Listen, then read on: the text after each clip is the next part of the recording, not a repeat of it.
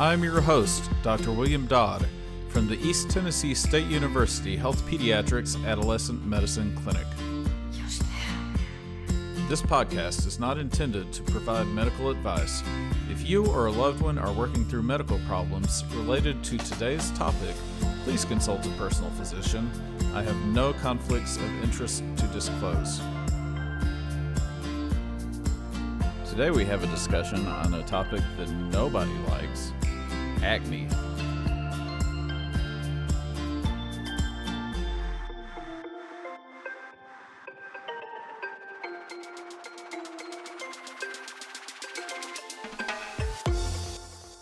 Welcome to the Growing Stronger Together podcast.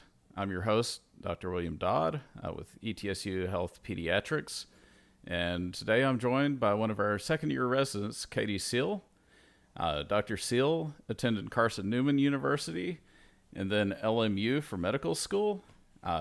She came on to join us here at ETSU for a pediatrics residency, and she wants to be a general pediatrician and treat a variety of age ranges, including adolescents. And today we're going to talk about a really important topic for adolescents. And a lot of people think it's a minor condition, but we're going to talk about, some of the ways it can go wrong and some of the ways it's a really important condition to bring up and treat. So welcome to the podcast, Dr. Seale. Thank you so much. Thanks for having me. All right. So acne. Why is acne an important thing that we treat in our patients? So acne is a very common skin disorder seen in a lot of our adolescent and some young adults.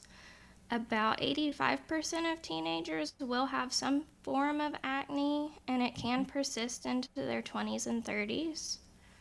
A lot of our teenagers find their acne flares to be pretty distressing and can lower self-esteem in that population. And some of our teenagers even go on to have acne and depression due to their acne flares, lowering their self-esteem, and they have lots of worries about their appearance at school and what their peers are going to think about them or say about them. And that effect on the mood is why it's so important for us to discuss when we see a teenager in our office. Yeah, absolutely. And, if you look at the spectrum of medical problems that we treat, there are very few problems that are as ubiquitous as acne. 85% is a huge chunk of the population. Even, seasonal allergies, I don't know percentage-wise, but I would guess about 60 to 70% of people maybe deal with seasonal allergies at some point in their lives.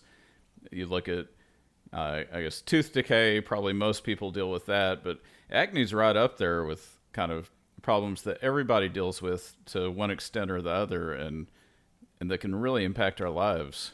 But getting down to the basics, how does acne form? So there are four main processes that contribute to acne formation. The first one is excess sebum production. Sebum is one of the oils produced by the sebaceous glands under our skin surface, and that keeps our skin from drying out. This can be exaggerated greatly by hormones during puberty called androgens. So that's why we see a big jump in acne around the ages when we see puberty in teenage. The second formation is hair follicles plugging with this sebum and excess skin cells. So our follicles can get kind of clogged. If you've heard on TV or commercials about clogged pores, this is what they're talking about. And the third process is bacteria colonizing those follicles or those pores. So bacteria can get in there with the sebum and skin cells and aggravate things. And then the fourth process would be our body's inflammatory response to the bacteria in the follicles, and redness, tenderness, and swelling that we can see with those acne lesions once they get really aggravated. And, just looking at this process, first, the body making too much of the sebum, that oily fat on the skin, then the follicles getting plugged, then acne getting in, or bacteria getting in there, and then your body fighting bacteria like it naturally does. I have so many patients where they'll come in, the adolescent has acne. The parent will say, "Oh, they need to wash their face. I've been telling them to wash their face. They're just not washing their face." But you can't wash off hormones. It's kind of like a tough situation. I think a lot of kids need poking and prodding to kind of be responsible and turn into responsible, hygienic adults. But acne is one of those things that sometimes there's not a lot you can do about it without, treating some of these other underlying causes, like the effects of hormone on the skin or the bacteria that gets in there. And let's talk about the bacteria a little bit. The type of bacteria that colonizes acne. I think as a doctor, we have in our minds like a spectrum of bacteria. There are really bad ones like Staph aureus or Pseudomonas that can be resistant to a lot of medicines and cause like heart infections and deep abscesses and just infections that are very difficult to treat. The bacteria that causes acne, is that difficult to treat or like a one that doesn't get as resistant? So the typical bacteria in acne are pretty resistant. And it's not, the big scaries that we think of with like staph or MRSA that are typically resistant to treatment. So we do use antibiotics, and we'll get into that when we talk about treatment of acne. But a lot of times we really only have to use topical treatments for acne Yeah, in the mild type. absolutely. So Yeah. these bacteria are typically pretty responsive to treatments, and we don't always have to go as far as systemic antibiotics for these teenagers. Yeah, absolutely. I always think of it as the weakest bacteria there is, and sometimes a little bit of treatment makes a huge difference. So, just looking at these, this process of how acne forms, does that lead to like different types of acne in patients? It does. There are two big types of acne. The first one would be non-inflammatory acne, so what you would call probably our mildest type. So these Mm-hmm. non-inflammatory lesions are called comedones. That's the medical lesions, and these are pretty much your clogged pores um, with sebum and the excess skin cells. And Mm-hmm. you may have heard on TV or commercials about whiteheads and blackheads. So these are what those people are talking about. So you have your whiteheads, which are open lesions, and your blackheads, which are closed lesions. Mm-hmm. And these are your mildest types of acne lesions, which is a non inflammatory. The Okay. second group would be your inflammatory group. There are multiple different types of lesions characterized by their size and their contents. We think about, and the most common would be a papule. Mm-hmm. These are your small raised bumps. They're typically a little bit red and sometimes tender to touch. Your second group would be pustules. So these are pretty much like a papule.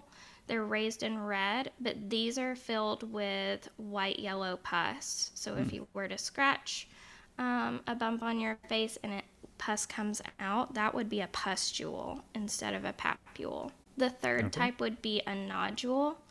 So these are large raised red bumps, and these are typically very tender, your papule or pustule, and larger than your papules. Mm-hmm. And then as a whole, we kind of talk about cystic acne as our most severe form.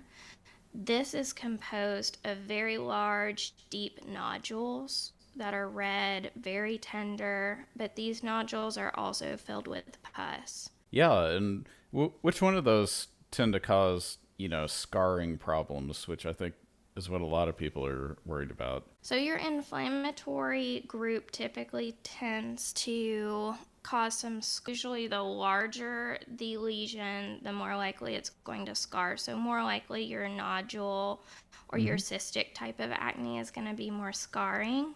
Sometimes you can have very small scars with papules or pustules, but usually the nodules are going to scar the most. Yeah, and I'd also like to point out here, like, if you have a pustule or a nodule and there's like a fluid-filled lesion on your face, there's a real temptation to squeeze it and, pop the pimple, as it's commonly said. But that's really bad for scarring. It just pushes all that inflammatory bacteria under the skin, spreads the inflammatory response. The best way to treat acne is keeping it from happening in the first place. So, yeah, when we're diagnosing it, how do we diagnose it, or how do we grade acne? So there are many different severity scales or ways that doctors grade acne, but each of them take into account the location of the acne, the types of lesions that they see, and the number of lesions that are present. Generally, mild disease consists of non-inflammatory, like we talked about, with minimal number of those inflammatory lesions. So it's typically non-inflammatory if it's mild. And then severe disease consists of much more inflammatory lesions, and sometimes we can see scarring like we just discussed. But regardless of the severity scale, the effect on self-esteem and mood should be taken into account, like we mentioned before.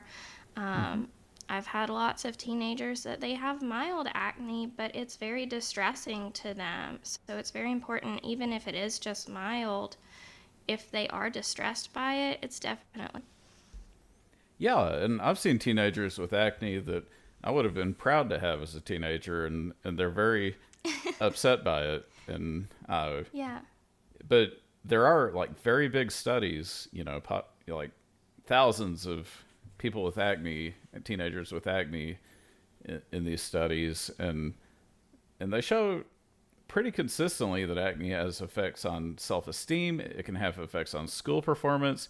It can even have effects on family relations, because if you're feeling stressed out and bad about yourself, I think that's bad for everything. So if I'm a teenager and I have acne and I'm worried about it, I walk into the drugstore, I look around, I can buy, $100 worth of a treatment system with pretty packaging that may not have any sort of effective medicine in it. How do we treat acne as doctors? Yeah, so we'll get into that. Sometimes we treat it by severity, and then sometimes we focus on what type of acne that we're looking at. So we'll talk about severity first and all of the prescription and over-the-counter things that you use. So patients with mild acne are typically treated with topical creams or gels.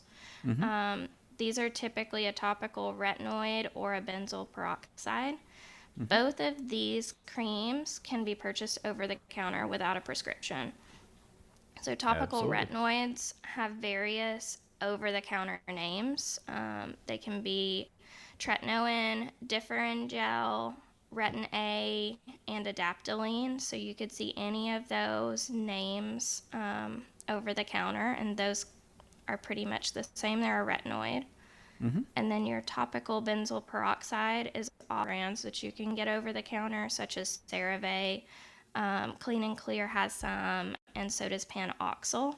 So you can get both of those either as a prescription from your doctor, or you can just look over the counter yourself. Yeah, and usually the medicine, the topical medicine that I would start with as an outpatient, simply because it's on that first line list and it's easy to titrate and it works, would be a medicine called tretinoin. But you're right, there is an over-the-counter equivalent called adapalene.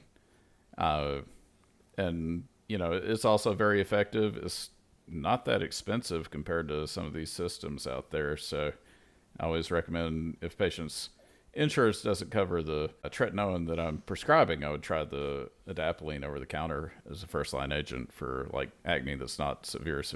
But what about if it doesn't, or sorry, one other point with the benzoyl peroxide, that stuff's it's effective, but it's also a bleaching agent, and it'll ruin towels and sheets and whatever a kid puts their face on. So I always warn parents about that too, because that can create more stress around the situation.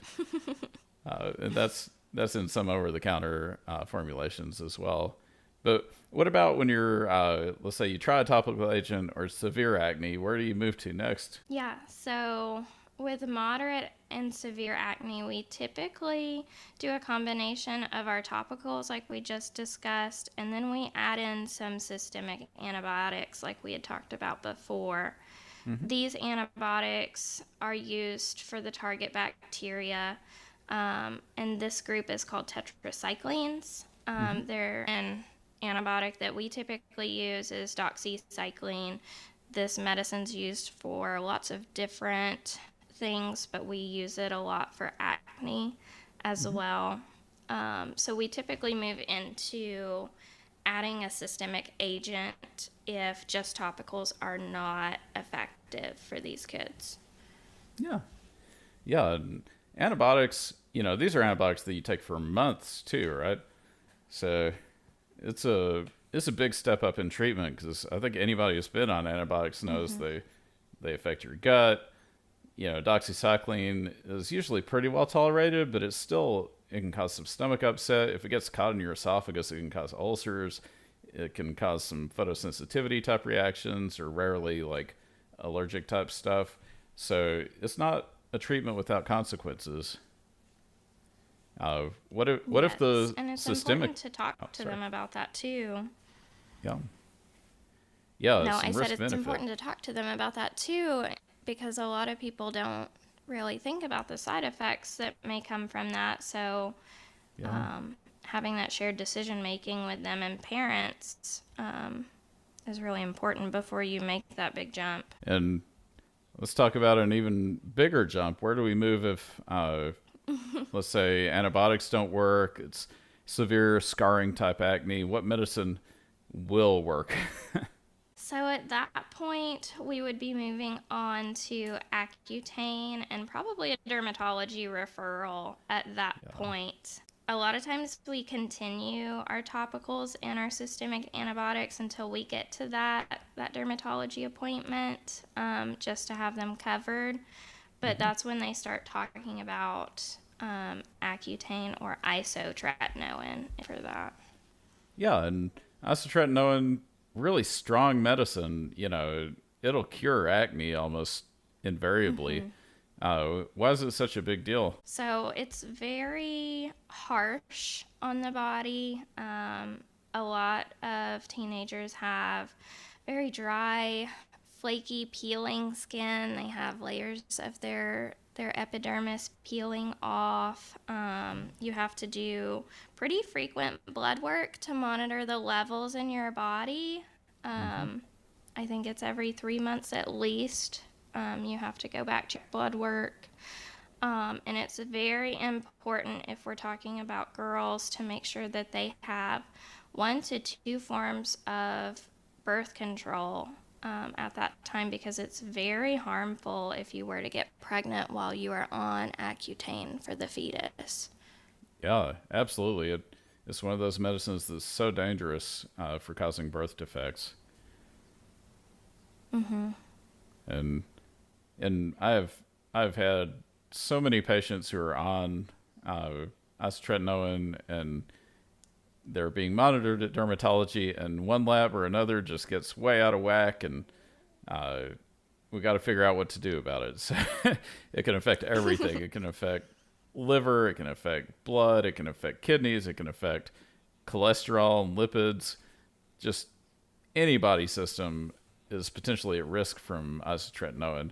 And it's not like, it's not a highly dangerous medicine. It's not like chemotherapy or something, but it is more dangerous than a lot of medicines that we prescribe, like antibiotics or that sort of thing.